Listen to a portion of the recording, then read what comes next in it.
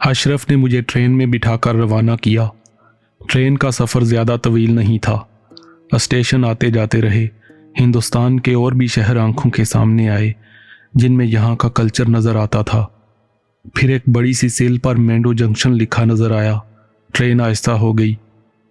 उसे कुछ मिनट के बाद आगे जाना था। मैं अपने मुख्तसर सामान के साथ नीचे उतरा ही था कि एक खुश शक्ल और खुश मजाज नौजवान ने आगे बढ़कर सलाम किया और बोला, मेरा नाम गुलाम कादर है डॉक्टर साहब। तुमने मुझे खूब पहचाना गुलाम कादर। कहो माँ कैसी है? बहुत अच्छी, बल्कि बहुत ही अच्छी, क्योंकि जन्नत जा चुकी है, गुलाम कादर ने कहा और मैं चूक पड़ा। और कब? परसों रात। मर्ज लाइलाज हो चुका था। मुझे बहुत अफसोस हुआ गुलाम कादर। बस जी अल्लाह की मर्जी। आइए। हम छोटे से स्टेशन से बाहर निकल आए। बाहर एक और चीज़ देखी। पाकिस्तान के कुछ शहरों और देहातों में कहीं कहीं तांगे नज़र आ जाते हैं, लेकिन ये बदली हुई शक्ल यहाँ यक्का कहलाती है। गोल छतरी के नीचे बैठने की जगह, आगे घोड़ा जता हुआ। एक ऐसे ही यक्के में बैठकर हम चल पड़े। छोटे से कस्बे से हासे फासले पर गुलाम कादर का गांव जिनकपुर था, जिसके बारे में गुलाम कादर ने रास्ते में बताया था। कस्बा ख़त्म हो गया तो एक चौड़ी सी नहर नज़र आई, जिसके अतराफ में सब्ज़ा ही सब्ज़ा, हरे भरे खेत खलियान, दरख्त और मवेशी। फिर छोटा सा गांव जिनकपुर, और फिर गुलाम कादर का घर। 2 कच्चे कमरे, बड़ा सा दालान और खूबसूरत सहन जिसमें कीकर और आम के दरख्त थे। एक कुआं और बैलों की जोड़ी और मुर्गियों के डरबे थे। एक बिल्कुल ही अलग माहौल, सब कुछ बेहद खूबसूरत और अनोखा। गुलाम कादर की माँ मर चुकी है। फिर मैं यहाँ क्यों आया हूँ? मेरे कानों में बाबा साहब के अल्फाज गूंजे, असल काम कुछ और है, जिसकी तफसील वक्त की ज़ुबानी सुन लोगे। गुलाम कादर बड़ा खुश मजाज नौजवान था। उसने अपनी ज़िंदगी घर तक महदूद कर ली थी। ये सब जानदार मेरे रिश्तेदार हैं डॉक्टर साहब। इनके साथ ज़िंदगी गुजर रही है। ज़मीनों की आमदनी आ जाती है, ज़रूरतें पूरी हो जाती हैं। माँ के अलावा तुम्हारे रिश्तेदार नहीं हैं? मेरी बात सुनकर वो कुछ देर खामोश रहा, फिर हंस पड़ा। बताया ना आपको, ये सब मेरे रिश्तेदार ही हैं। अब आपसे क्या पर्दा? मरने वाली भी मेरी सगी माँ नहीं थी। क्या मतलब? मैं चूक पड़ा। मेरी ही तरह थी, ना उसका था इस दुनिया में और ना मेरा। हम दोनों ने एक दूसरे का हाथ अपना लिया। वो बरेली वाले बाबा जी की मुरीद थी। बस कभी कभी मेरे साथ उनसे मिलने चली जाती थी। और बस एक बात डॉक्टर साहब, आप माँ के इलाज के लिए आए थे ना? हाँ। क्या आप वापस चले जाएंगे? कुछ वक्त आपके साथ गुजार कर अल्लाह खुश रखे। मैं भी यही कहना चाहता था।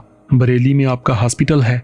नहीं डॉक्टर साहब, जनकपुर गरीबों की बस्ती है। यहाँ के लोग शहर जाकर इलाज नहीं करा सकते। कोई सरकारी हॉस्पिटल भी नहीं है। यहाँ 1-2 डॉक्टर दुकानें खोले बैठे हैं, वो बड़े महंगे हैं और उनके इलाज से लोगों को फ़ायदा भी नहीं होता। हमने कई बार ऐसे ख्वाब देखे हैं कि एक डॉक्टर आया, उसने लोगों के मुफ्त इलाज किए, लोग ठीक हो गए। आप हमारा ख्वाब पूरा कर दें। अरे वाह गुलाम कादर, तुम कहो और मैं तुम्हारी बात ना मानूं। अल्लाह खुश रखे। मालिक आपको इसका सिला भी देगा। वो किसी का उधार नहीं रखता। गुलाम कादर खुशी से पागल हो गया।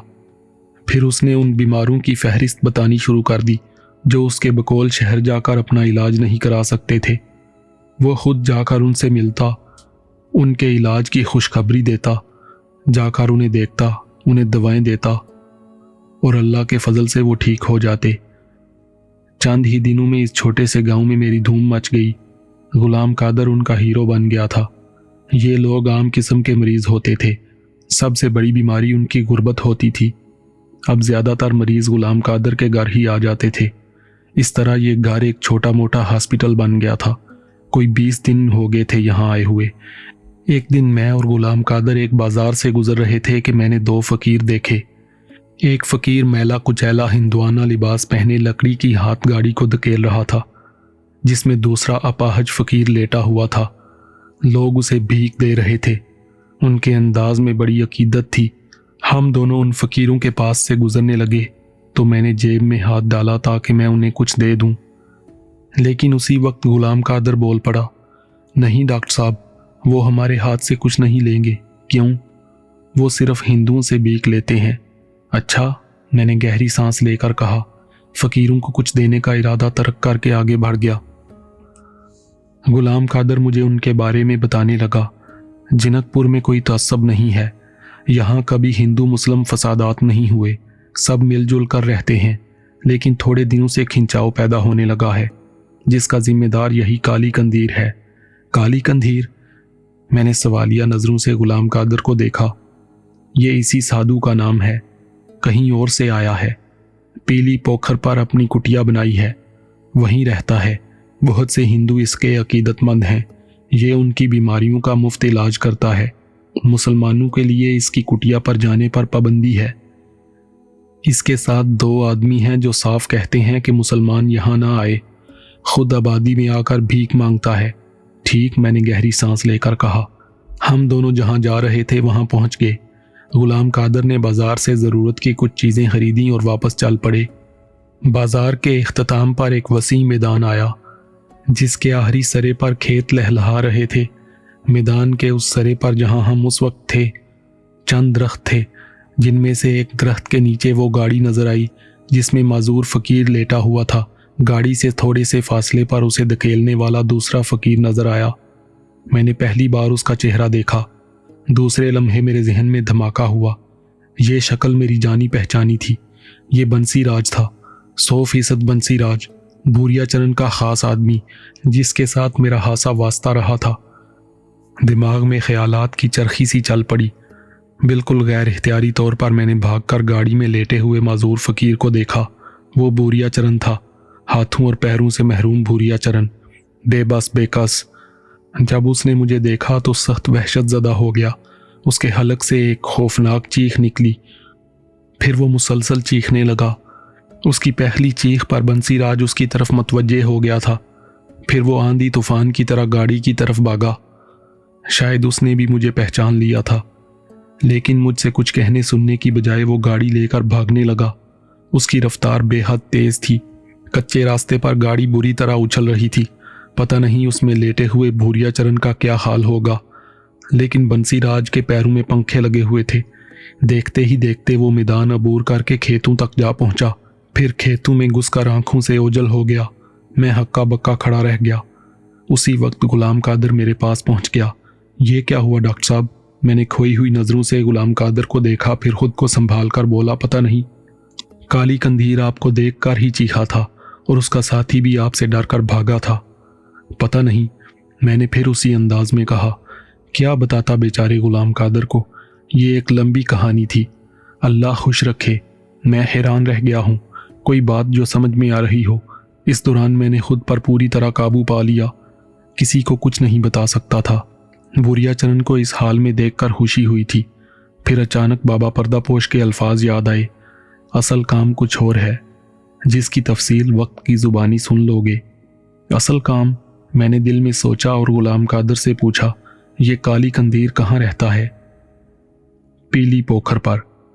پیلی پوکھر پر اس نے کٹیا بنا رکھی ہے، وہیں گیا ہے۔ چلو گے وہاں؟ کٹیا پر جائیں گے، دور سے دیکھیں گے۔ ٹھیک ہے چلیں۔ فاصلہ اچھا خاصا تھا، پھر دور سے کچھ مجمع سا نظر آیا۔ غلام قادر بے اختیار بول پڑا، کچھ ہوا ہے، ضرور کچھ ہوا ہے، پولیس بھی موجود ہے۔ جہاں ہم لوگ کھڑے تھے وہاں اور بھی لوگ آ کر کھڑے ہو رہے تھے۔ کچھ لوگوں نے غلام قادر سے بھی پوچھا تو اس نے کہا، مجھے کچھ پتہ نہیں بھائی، تمہیں کچھ معلوم ہو تو بتاؤ۔ کچھ نہیں معلوم، بس بازار میں خبر اڑی ہے کہ پولیس نے کالی قندیر کی کٹیا پر چھاپا مارا ہے، ہم لوگ معلوم کرنے آئے ہیں۔ پولیس نے کٹیا کے قریب کھڑے لوگوں کو وہاں سے بھگا دیا تھا۔ اس طرف سے جو لوگ آئے تھے ان سے غلام قادر نے پوچھا کہ وہاں کیا ہو رہا ہے، تو ان میں سے ایک نے کہا، ہم نے تو پہلے ہی کہا تھا بھیا کہ وہ سسرا کالے جادو والا ہے، اپنے چھورے کو لے گئے تھے ایک بار اس کی مڑیا پر، بدبو کے مارے کھوپڑی پھٹی جا رہی تھی، ایسا لگ رہا تھا جیسے مہینوں سے رکھی لاشیں سڑ رہی ہوں۔ تم ہی بتاؤ بھیا، سادھو سنتوں کی جھونپڑی میں ماس سڑنے کی بدبو کہاں سے آ گئی؟ تم اپنے چھورے کو اس کی کٹیا پر کیوں لے گئے تھے تلسی؟ غلام قادر نے پوچھا۔ سسرے کو بخار چڑھا تھا، اترنے کا نام ہی نہیں لیتا تھا۔ پھر उसने मुंह ही मुंह में बड़बड़ा कर फूंक मारी और कहा, दोबारा मड़िया पर ना आए। वो सबसे यही कहता है क्या कि दोबारा यहाँ मत आना। लोग जिस काम से जाते हैं वो एक बार जाने से पूरा हो जाता है? इस बार मैंने पूछा। सो तो है, सब यही कहते हैं। जो एक बार उसके पास आया उसे दोबारा जाने की ज़रूरत नहीं पड़ी। हमारे छोरे का बुखार भी ऐसा उतरा कि आज तक दोबारा नहीं चढ़ा। हम बहुत देर वहाँ रुके। पुलिस न जाने वहाँ क्या क्या कार्रवाई कर रही थी। फिर वहाँ मजीद ठहरना बेकार समझकर हम वापस चल पड़े। गुलाम कादर इस वाक़या पर अपने तौर पर तबसरे करता रहा, लेकिन मेरी सोचें कुछ और थीं। भूरियाचरण इस मामूली सी जगह पर क्यों छुपा हुआ है? वो बगैर हाथ पांव के जिंदा है। उसके टूटे हुए हाथ पांव कीड़े मकोड़ों की तरह रेंगते हुए झाड़ियों में घुस गए थे। उसका बदन चील पंजों में झपट कर ले गई थी। फिर क्या हुआ? जो भी हुआ, लेकिन ये पता चल गया था कि वो जिंदा है, और जिंदा है तो उससे भरपूर मुकाबला है। मेरा काम ख़त्म नहीं हुआ। बाबा के अल्फाज का भरपूर मफ़हूम था। मुझे यहाँ बेमकसद नहीं भेजा गया था, लेकिन अब मैं क्या करूँ? मैंने दिल में कहा, बाबा जी, अभी मेरी बिनाई इतनी तेज़ नहीं हुई कि मैं खुद ही देखूं और फैसले कर सकूं। मुझे हर लम्हा आपकी रहनुमाई की ज़रूरत है। मैंने दोबारा कुटिया तक जाने के बारे में सोचा, मगर जाहिर है कि ये मुमकिन नहीं था। मगर दूसरे ही दिन सुबह 10 बजे गुलाम कादर एक जोड़े के साथ आया। वो किसी काम से बाहर गया था। अब आया तो 2 अफराद उसके साथ थे। उन्होंने अंदर आकर कहा, जय राम जी की महाराज, ये राजिंदर है डॉक्टर साहब। ये इसकी धर्मपत्नी सिदावती है। सिदावती के सर में दर्द उठता है, इसकी यादाश्त चली जाती है। वो 3 दिन तक किसी तरह रहता है, फिर ठीक हो जाती है। राजिंदर बहुत परेशान है। इसके पास और भी काम की खबरें हैं। ये पूछ रहा है कि डॉक्टर साहब हिंदू का इलाज करते हैं या सिर्फ मुसलमानों का। नहीं राजिंदर भैया, मैं सिर्फ मरीजों का इलाज करता हूं। उनका दीन धर्म कुछ भी हो, डॉक्टर ये नहीं सोचता है। भगवान सुखी रखे। हमारी बस्ती में पहले दीन धर्म का कोई झगड़ा नहीं था। ये सब उस पापी काली कंधेर का फैलाया हुआ है। अच्छा, तुम सिदा बहन के इलाज के लिए उसके पास नहीं गए? सूरत से ही नफरत थी हमें उसकी। हम कभी नहीं गए। भगवान ने हमें उससे दूर रखा। अब खुल गई है बस्ती वालों पर उसकी असल। बड़ी खास खबरें सुनाई हैं राजिंदर ने डॉक्टर साहब। गुलाम कादर ने उसकी तरफ इशारा करके कहा, चलो खबरें बाद में सुन लेंगे, पहले सिदा बहन की खबर ले लें। आइए सिदा बहन, मैंने कहा। फिर सिदा को एक जगह बिठाकर उसका जायजा लेने लगा। अल्लाह के करम से मुझे उसकी बीमारी का पता चल गया। उसे 2 इंजेक्शन्स की ज़रूरत थी। जो मेडिकल बॉक्स मुझे अफलाक ने दिया था वो बाबा साहब का अतिया था। मुझे जिस दवा की ज़रूरत होती वो उसमें मिल जाती, जबकि पहले उसमें मौजूद नहीं होती थी। मैं जानता था कि अफलाक के ज़रिए मुझ तक पहुंच जाती है। मैंने सिदा को 2 इंजेक्शन लगाए और उसे इत्मीनान दिलाया कि अब ये दर्द नहीं होगा। फिर मैंने राजिंदर से पूछा, जी राजिंदर कुमार जी, अब बताइए क्या खबरें हैं? पूरी बस्ती में हाहाकार मची हुई है। डॉक्टर जी, वो ससुरा काले जादू वाला था। सिदा का भाई सुंदरलाल पुलिस कांस्टेबल है, राजिंदर के साथ ही रहता है। इसने सारी कहानी सुनाई है। गुलाम कादर ने बताया। गुड, क्या कहानी है? वो डॉक्टर जी काली कंधेर को जिनकपुर आए हुए ज्यादा समय नहीं बीता। उसके साथ 2 मनोई थे। उन्होंने मड़िया बनाई थी। फिर बस्ती वालों में ऐलान किया था कि जितनी हिंदू आबादी है उनमें से कोई भी बीमार हो वो काली कंधेर महाराज के पास आए। वो एक ही फेरे में उसका इलाज कर देंगे। पर मुसलमान जाति का कोई मनोई उसके पास ना आए। लोग गए और उन्हें फायदे हुए। सो धूम मच गई काली कंधेर की। वो बस्ती में भीख मांगने आता था, अपाहजों वाली गाड़ी में, क्योंकि उसके हाथ पांव जड़ से कटे हुए थे। लोग उसे बहुत कुछ देना चाहते थे क्योंकि वो इनका देवता बन गया था, मगर वो थोड़ी सी भीख लेता, फिर ये कहकर मना कर देता, बाकी कल। इस बात से लोग मुतासर होते थे, उसे महान साधु समझते थे। फिर डॉक्टर साहब बालीराम का बेटा घर से गायब हो गया। वो नौजवान था। 3 दिन के बाद उसकी लाश गोल धर्मशाला में मिली। जब एक किसान उधर से गुजर रहा था, उसे धर्मशाला से बदबू उठती महसूस हुई। बस्ती में हाहाकार मच गई। उसका एक हाथ कंधे की जड़ से कटा हुआ था और शरीर का सारा खून निकल जाने से वो मर गया था। कोई 20 दिन के बाद पुलिस को धौलगिरी से खबर मिली कि वहां भी एक खलियान में लाश मिली है जिसका एक पैर जड़ से कटकर गायब हुआ है।